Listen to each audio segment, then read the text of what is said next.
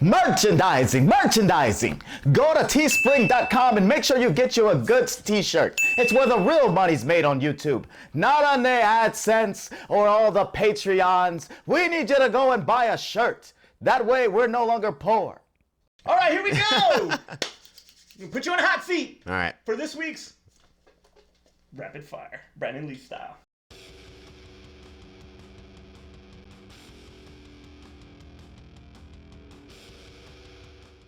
All right, here we go. Training Day prequel. What? Training Day prequel.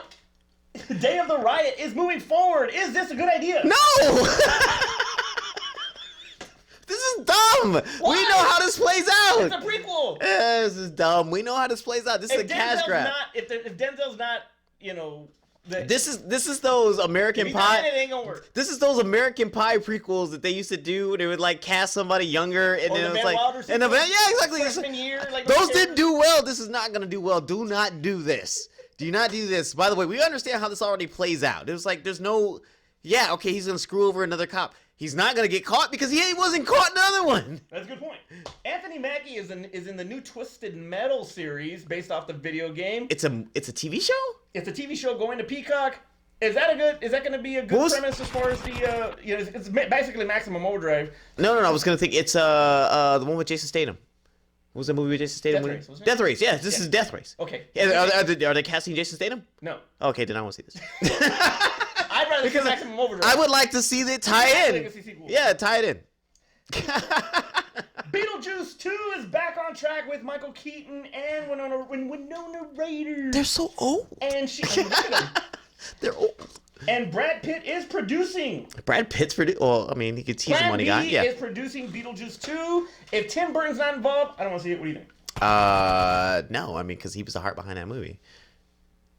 Who was? Tim Burton? Yes. Oh, yeah, no, It's like you can't, everybody else, they would just be trying to imitate what he did already. It's kind of like saying, that's why all the Batman movies changed so much. It was like, you can't imitate his style. It's like, that we fell in love with those movies because of his style.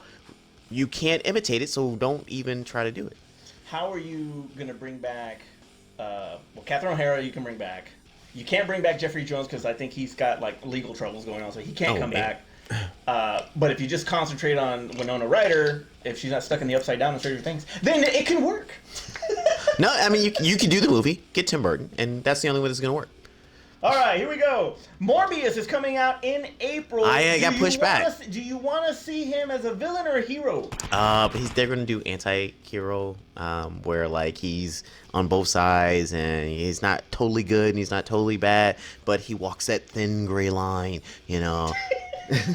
Whatever they do in trailers, they're gonna do that, and that's what he's gonna do. And then he's gonna team up with Blade and team up with Punisher, and maybe have a surprise appearance in the next Spider-Man. And it's the same stuff they do in the comics. So hero or villain? What do you want to? He's gonna be an anti-hero. He's gonna walk that. He's gonna walk that line. And it's like, is he good? Is he bad? Patrick Stewart confirms Professor X is in. Okay, so now after the whole voiceover thing, he finally came out and said it's him. Confirms it. All right, and cool. He is in Doctor Strange 2. Right. Is this the best way to introduce the X-Men to the MCU? Well, I mean, yeah. I mean, if they weren't gonna do Wolverine, the best case to do would be Professor X. Okay. I'm a little sad it's not McAvoy though. I say Deadpool's in it. I say that's how they're gonna introduce. I think we'll see I won't even see a full cameo. I think they're just gonna when they were showing him break through the glass of the different dimensions and the different universes, and I think we're gonna see a shard of glass with Deadpool in it. Okay. I think we'll see something like that. I don't think it'll be something overly. Do you think that they're gonna show Fox properties? They're gonna just show the Fox properties coming out like that? Dude, because if I'm not mistaken, Netflix is starting to distance themselves from their own TV shows. Yeah. I think some of those Marvel shows are gonna go to Disney Plus. And I heard something about that. They may be censored when they go over to Disney Plus. So, but the simple fact that Disney is ready and Marvel is ready to accept everything as canon now with multiverse. So everything's officially canon now. It's just in a different universe. So I can see them showing old X-Men movies in this one, or Deadpool in a little shard of glass here, and New Mutants thrown in the trash.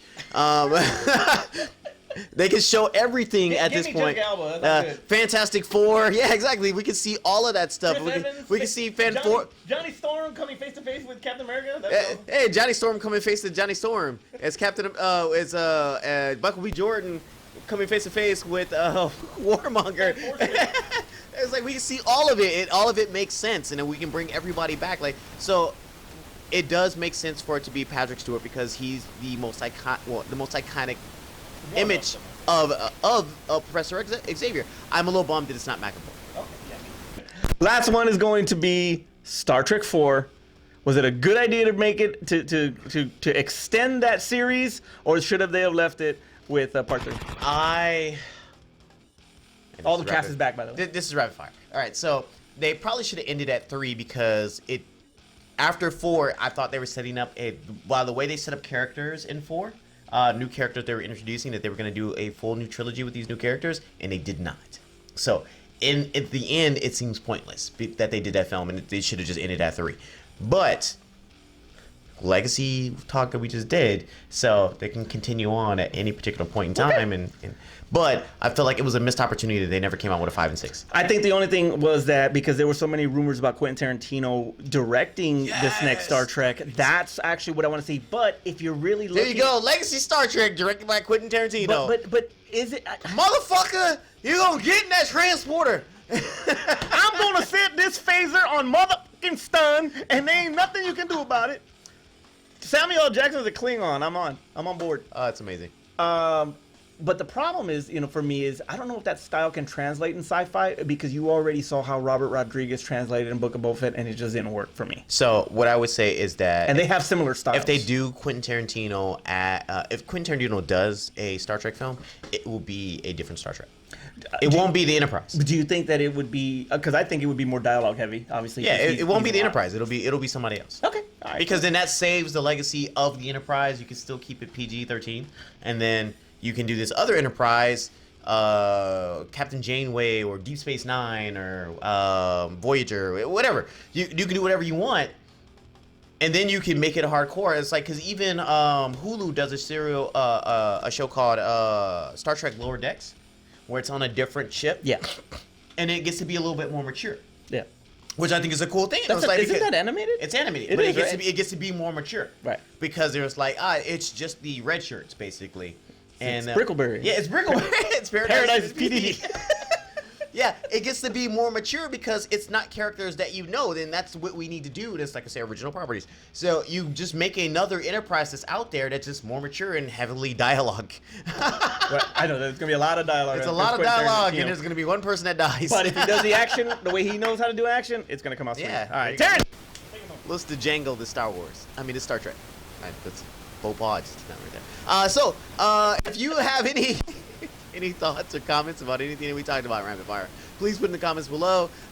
Please don't mention the fact that I said Star Wars and Star Trek because I'm already kicking myself for the fact that I said that. Also, too, make sure you subscribe as well as click the notification button so that you're aware of all the other things that we do on the channel, and I'm obviously tongue-tied.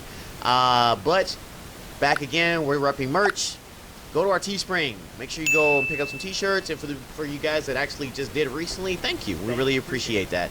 And if you just want to give us money, go to Patreon and donate anywhere from $1 on up. And we have giveaways where there's posters, movies, T-shirts, and all that stuff. Just go there and Maybe one of these. maybe no. Maybe one of these. I mean, it's an auction for these. You know how much money and time it took me to get these things? No. That's not on there. That's all I got. Complimented by these. Yeah, no, thank you. You don't know how late I stay up in the middle of the night or try to get stuff when pre-orders come up and it's like, oh, it's out now, I gotta buy it now. And my kids look at me and they're like, Dad, could be going to my college fund. Harassment and art, wherever the hell they're at, man. I'm Terrence. Oh, and Carla. Carla, I'm sorry. For all them, whoever the hell they're at, I'm Manny. I'm Terrence. And we'll see you next time. She's gonna be mad at you. Real quick, if you're still here, because we do these into the video little blooper things. If you're still here, look down. There's a link here for Patreon. If you guys like the show, please give us money. Give us money. We'll take a penny. We'll take a nickel. We'll take a dime. We'll take a dollar. We have some stuff on there that we're giving away on Patreon if you do contribute, because trust me, we need help. We need help. We want to buy new equipment, and we need an editor. Somebody who doesn't have to stay up in the middle of the night. Or they don't have to stay up in the middle, but I won't have to do it. So please, down patreon.com/thegoods. It's in the link. Please do it. We appreciate it. Top flight.